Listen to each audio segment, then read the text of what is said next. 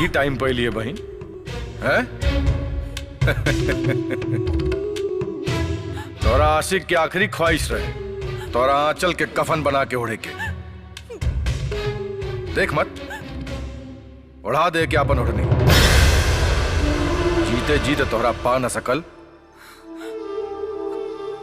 मरला के बाद एकरा आत्मा के शांति जरूर मिल जाई। ना भैया, कहीं ओढ़नी के हवा लग गई ना तो सूरज के सीना में फिर से सांस जग जाई।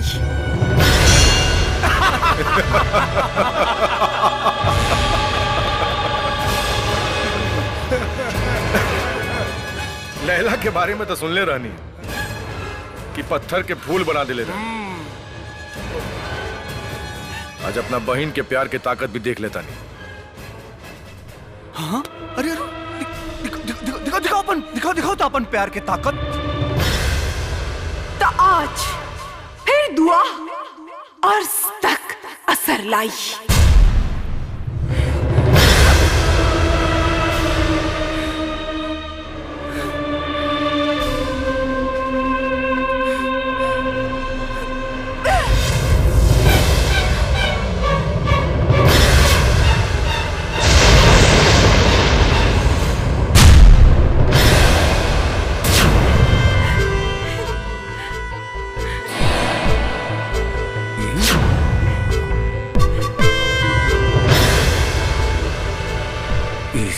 जिंदा कैसे हो गई?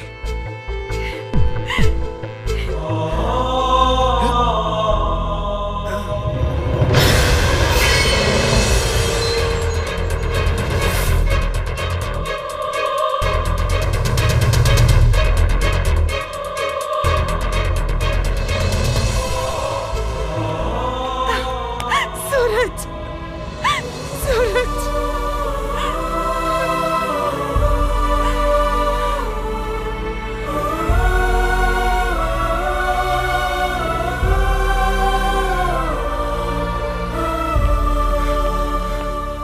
देख लेला पगड़ी और सहरा में फर्क।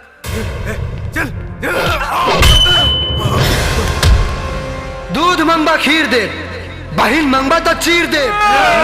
एक मिनट, बहन के मजबूरी ना रहित ना तो मोहब्बत और शादी के सेहरा के सपना के साथ साथ 27 फीट जमीन के भीतर काट ले रहती।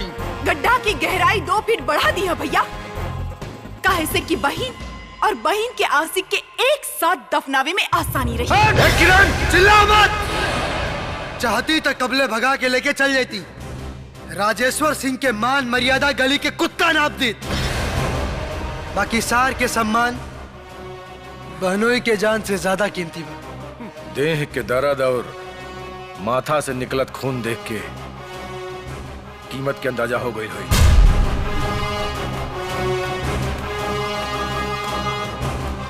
दिन तारीख अपने के तय करी। डोली बारात लेके हम आई, दुल्हन के ले जाए में डंगा डलनी, तब बहनोई के डंडा ससुरारी में झंडा बना के फहरावे के पड़ी।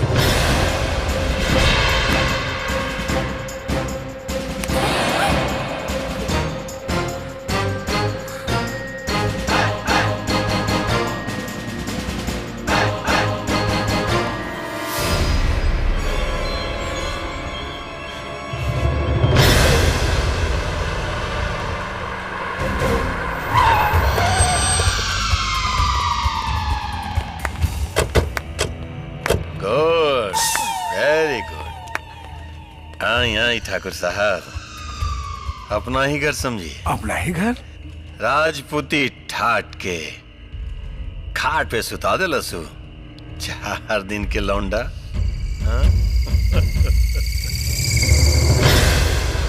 राजेश्वर बाबू, एक बात तो माने के पड़ी, चप्पल का चंदन माथा पे लगौला के बाद भी सर उठा के चलता रहा है, सर झुका के ना। धीरे भैया धीरे, नहीं झपट्टा मार देलास तो देही में कुत्ता का निशान लौके लागी। अब का लौकी रे निशान? बहनिया के हाथ पकड़ के भाई के नाक में नकेल ते डाल दे लसु लौंडा। कहाँ गई तहारू राजेश्वर सिंह के रौब और फैसला है? का भइल? खून पानी हो गई कि पसीना पेशाब बन के निकल गई? मरल भाई का क्रिया बात जब अपना बहन पे आयल तो पैर का चप्पल माथा पे लगा लेला। राजेश्वर सिंह के चप्पल तोरे जैसन आदमी के सर के ताज होला।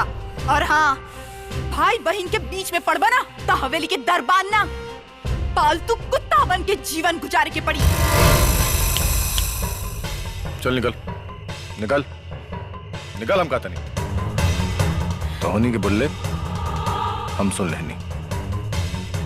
कहीं हम बोलनी ना तो चल के ना लाद के जई बसन। शुरुआत तो हो गई राजेश्वर, लेकिन अब की फैसला तू न रे हम करब। हम हिसाब होई भाई के एक चीख और एक जख्म का हिसाब होई। मरहम पट्टी के ना कफन और लकड़ी के जुगाड़ कर लिया सन। मरला के बाद ना मारे से पहले जिंदा जलाए। अरे निकल बसन कि जलाई दिवाली के पटाखा चलाएगा। गुड पटाखा चल निकल।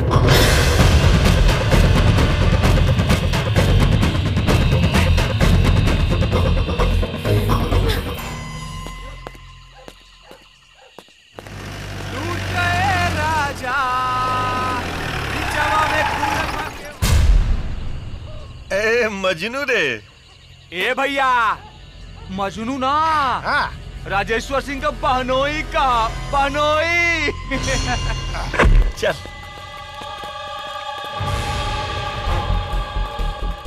गुड, लेकिन ऐसे मजनू बन के घुमला से लैला ना मिली बेटा।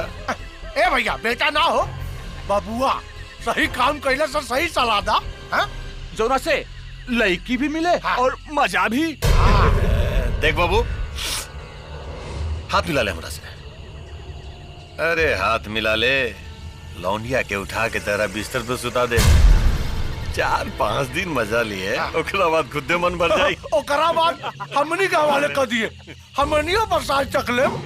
एकदम तगड़ा भागना पैदा हुई राजेश्वर सिंह के। आगे बोलना लोग तो गर्दन काट के चौराहा पर लटका दे। जे आई 4 जूता बजा के जाई। सहारा के जरूरत कायर के पड़ेला, मर्द के ना। गुड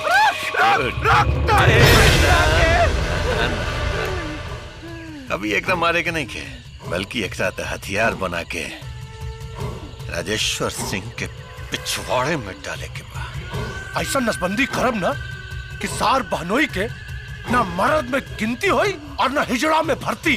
खाली बोलबे कर बजा कि कुछ कर बजा लोग।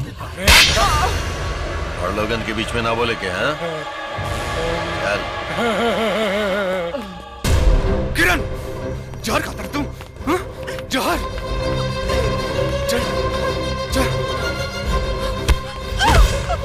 देख के भैया जहर पिए जाता है। ये देखी कसम कागज कलम की, हवेली के इज्जत हवेली में खत्म। सही समय पर पता चल गई, न तो न जाने का हुई। मर जाए मरे दिल रहता।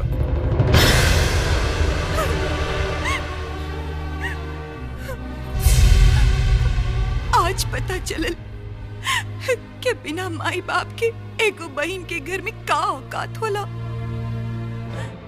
एकदम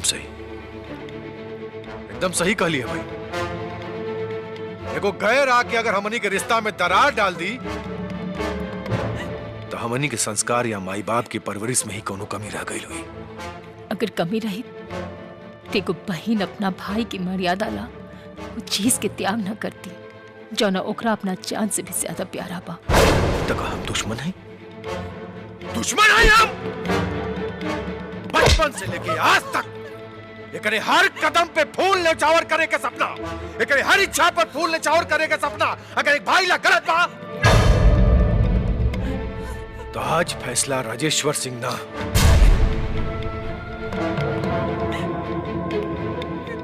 राजेश्वर सिंह की बहन करी। फैसला बढ़ के होला भैया, छोड़ के ना। और हम हुक्म ना अर्जी लगाई। बाकी हमरा भैया से ज्यादा प्यार हमरा के केहू करिए नहीं के सकत। पर का करी भैया, केहू हमरा भैया से भी ज्यादा प्यार करे लगल।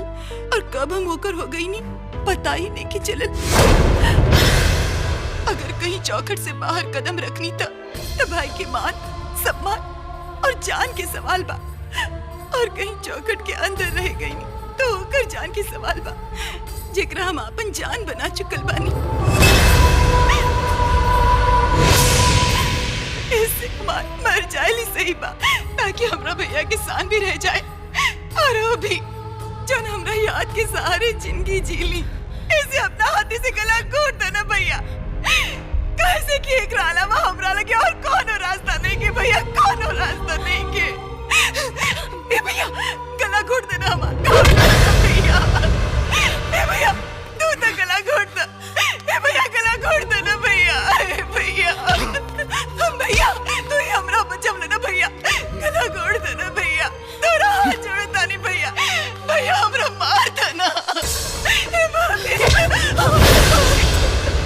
मार देती, मार देती, लेकिन बहन के मार के भाई बहन के रिश्ता के कलंकित नहीं की गई जात। तो के मरे के बाद तो जो मर सड़क, नदी में, नाला में, जहां जाके मारे के बाद मर जो।